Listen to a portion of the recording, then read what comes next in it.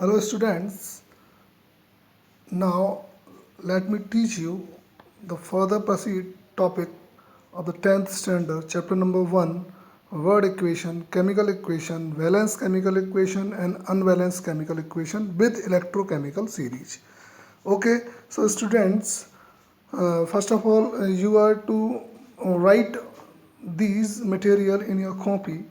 Then after, you are to read carefully this paper after getting. So the first point, word equation. The chemical equation represent into the word form. This is called word equation. I mean word equation वो equation होती है जिसमें हम किसी भी reaction को word में represent करते हैं और उस रिएक्शन को वर्ड इक्वेशन कहते हैं.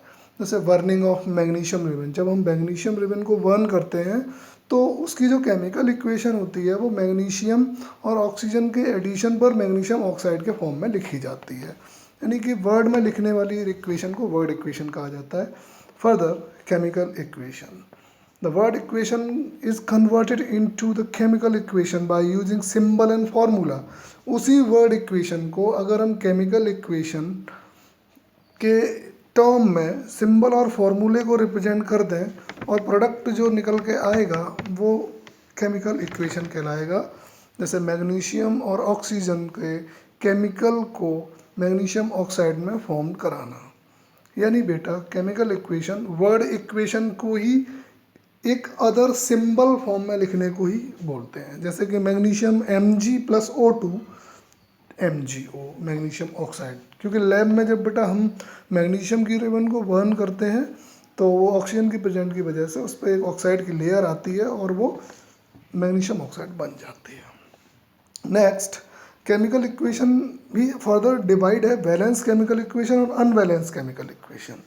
बैलेंस केमिकल इक्वेशन मीन्स जब हम किसी भी रिएक्शन को बैलेंस करेंगे तो उसके रिएक्टेंट और उसके प्रोडक्ट दोनों के जो स्पीसीज हैं या आयंस हैं, जो एलिमेंट्स हैं, वो बोथ साइड इक्वल होंगे. उसे हम बोलेंगे बेटा balance chemical equation. Means an equation having an equal number of atoms of each element on both sides is called a balanced chemical equation. Chemical equation balance तब कहलाएगी जब उसके दोनों साइड यानी left hand side and right hand side दोनों के जो atom होंगे वो बराबर हो जाएंगे. उन्हें बैलेंस केमिकल इक्वेशन कहा जाएगा. इसी को अगर हम वर्ड इक्वेशन में लिखेंगे तो जिंक प्लस सल्फ्यूरिक एसिड, तो zinc sulphate plus hydrogen formed होगा. अगर उसे हम केमिकल इक्वेशन में लिखेंगे तो zinc plus H2SO4 zinc sulphate plus H2 होगा. Next, unbalance chemical equation. Unbalance chemical equation a chemical equation in which the number of atom of one or more element in both sides are not same, or we can say that not equal, is known as unbalanced chemical equation. मतलब बेटा जो chemical equation जिसके number of atom दोनों side बराबर होते थे तो वो तो बैलेंस केमिकल इक्वेशन होता था. लेकिन अनबैलेंस केमिकल इक्वेशन ये रिप्रेजेंट कर रहा है कि जो नंबर ऑफ एटम है left hand side and right hand side यानी कि रिएक्टेंट और प्रोडक्ट दोनों के ही एटम अनइक्वल यानी कि नॉट इक्वल यानी कि नॉट सेम यानी वो सेम नहीं है. जैसे कि H2+O2 यानी हाइड्रोजन प्लस ऑक्सीजन दोनों को ही जब हम कंबाइन करेंगे तो H2O फॉर्म हुआ. तो H2 पे दो एटम थे हाइड्रोजन के, ऑक्सीजन के दो, लेकिन वाटर में H2O not equal, so that unbalance chemical equation. तो बेटा अभी आपने वर्ड इक्वेशन सुना, केमिकल इक्वेशन सुना, बैलेंस केमिकल इक्वेशन सुना, अनबैलेंस केमिकल इक्वेशन सुना. इसका मतलब ये है कि वर्ड इक्वेशन ये थी जिस इक्वेशन को हम वर्ड में लिखेंगे. ठीक है ना. जैसे कि मैं एक एग्जांपल देता हूँ. जैसे मैथमेटिक्स के अंदर हमारा 16 है तो 16 अभी मुझे 16 लिखना है, SIXTEEN, और 16 जो हम नंबर में लिखेंगे वो 16. ऐसे ही केमिस्ट्री के अंदर जिंक ZINC जिंक है वो वर्ड में लिख दिया और Zn उसका जो सिंबल है वो केमिकल है. इसके बाद बेटा अगला हमारा जो टॉपिक है वो है electrochemical series. Electrochemical series means बेटा ये एक ऐसी सीरीज है जिसमें हम रिएक्टिविटी को रिप्रेजेंट करना चाह रहे हैं. इसमें हम ये बताना चाह रहे हैं कि जो मेटल रिएक्ट होता है उसमें वो कौन सा मेटल है जो किसी दूसरे मेटल से ज़्यादा रिएक्टिव है या लेस रिएक्टिव है।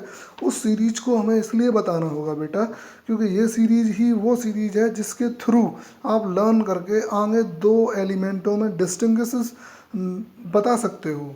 ये बता सकते हो कि कौन किससे ज़्यादा मोर रिएक्टिव है। तो मैं उसको सीक्वेंस वाइज पहले पढ़ूंगा फिर मैं आपको समझाऊंगा। जैसे कि सबसे पहले potassium, next sodium, calcium, magnesium, aluminium, zinc, iron, tin, lead, hydrogen, copper, mercury, silver, gold. ये मैंने अभी शॉर्ट वे में आपको बताई है।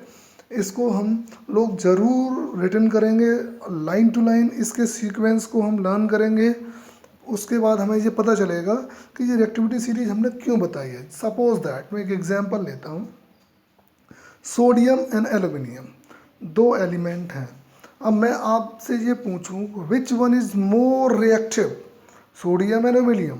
तो सोडियम और एल्यूमिनियम में आपको रिएक्टिविटी सीरीज के थ्रू ही ये पता लगाना होगा कि क्यों ज़्यादा रिएक्टिव है और उसके ऑक्सीडेशन रिडक्शन का क्या इफेक्ट है जिसकी वजह से कौन ज़्यादा रिएक्टिव है। तो यहाँ पे सोडियम और एल्यूमिनियम में सोडियम मोर रिएक्टिव है और एल्यूमिनियम लेस रिएक्टिव है। ऐसे ही iron, tin, lead, hydrogen, copper. Hydrogen से अपर पार्ट में जो एलिमेंट दिखाई दे रहे हैं वो मोर रिएक्टिव देन हाइड्रोजन है और हाइड्रोजन से नीचे जो पार्ट दिखाई दे रहे हैं वो लेस रिएक्टिव देन हाइड्रोजन है।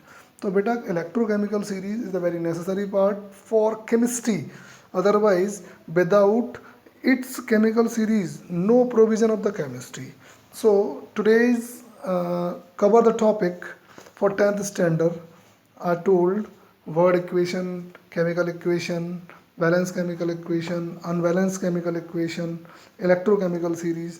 These are for your syllabus, so you are to write down today's this work in your copy. Thank you.